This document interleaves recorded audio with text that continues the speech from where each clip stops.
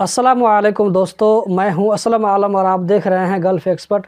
दोस्तों, कतर में अभी सोशल मीडिया पर एक न्यूज़ घूम रहा है जिसमें कहा गया है कि अगले महीना से कतर में जिन लोगों की उम्र 45 साल से ज़्यादा हो गई है उन लोगों का इकामा रिन्यू नहीं होगा। तो दोस्तों, क्या है इस न्यूज़ की सच्चाई, इस वीडियो के आखिर में आप लोगों को बताऊंगा।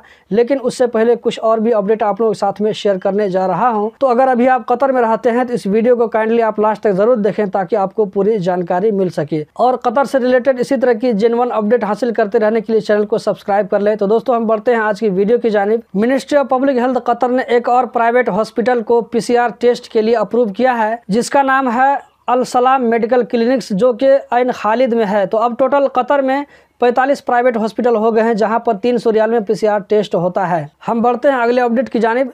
कतर में रमज़ान के महीने में सरकारी जो ड्यूटी का टाइम होगा वो रोज़ाना 5 घंटे होगा, जो कि सुबह 9 बजे से शुरू होगा और दोपहर 2 बजे तक रहेगा। अगर आपको कोई भी काम हो तो इसी दौरान आपको उन डिपार्टमेंट में जाकर के अपना काम करवाना पड़ेगा। दोहा सनाया में कोविड-19 की वैक्सीन देने के लिए एक नया सेंटर ओपन किया जा रहा है। मैं आप लोगों को बताता चलूं कि कतर में अभी 35 से ज़्यादा सेंटर्स हैं जहां पर कोविड-19 की वैक्सीन दी जा रही है। इस नए सेंटर में कोरोना वैक्सीन का जो 2 डोज होता है, दोनों डोज का सर्विस इसमें अवेलेबल है। इसकी टाइमिंग सुबह 7 बजे से लेकर के शाम 7 बजे तक है, हफ्ता के 6 दिन। और उन्हीं लोगों को वैक्सीन दी जाएगी जिनके पास में अपॉइंटमेंट मिल चुका हो।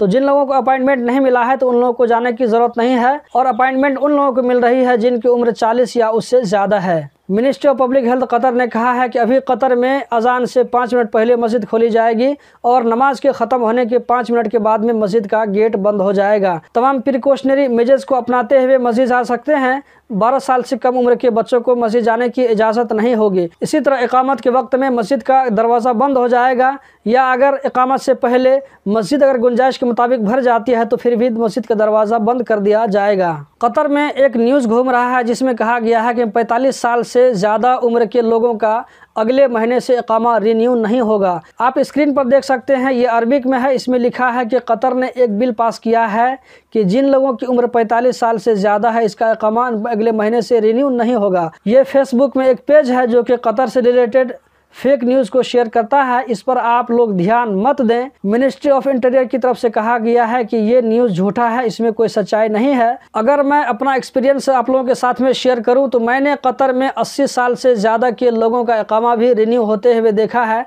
जो कि कतर की बहुत बड़ी दरिया दिली है। कतर में 11 अप्रैल को पिछले 24 घंटों में 961 कोरोना पॉजिटिव रिकॉर्ड हुए। ये 796 लोकल जबकि 165 बाहर से आने वालों में, जबकि गुज़िश्ता 24 घंटों में 549 लोग इस वायरस से ठीक हुए। 2 लोगों की इससे मौत हो गई। अभी तक कतर में टोटल 10,79,776 लोगों को कोविड-19 की वैक्सीन का डोज मिल चुका है। तो दोस्तों, यही थी आज की वीडियो। कतर से रिलेटेड इसी तरह की जेन्युइन अपडेट देखते रहने के लिए चैनल को सब्सक्राइब करें, वीडियो को लाइक करें। बहुत बहुत शुक्रिया।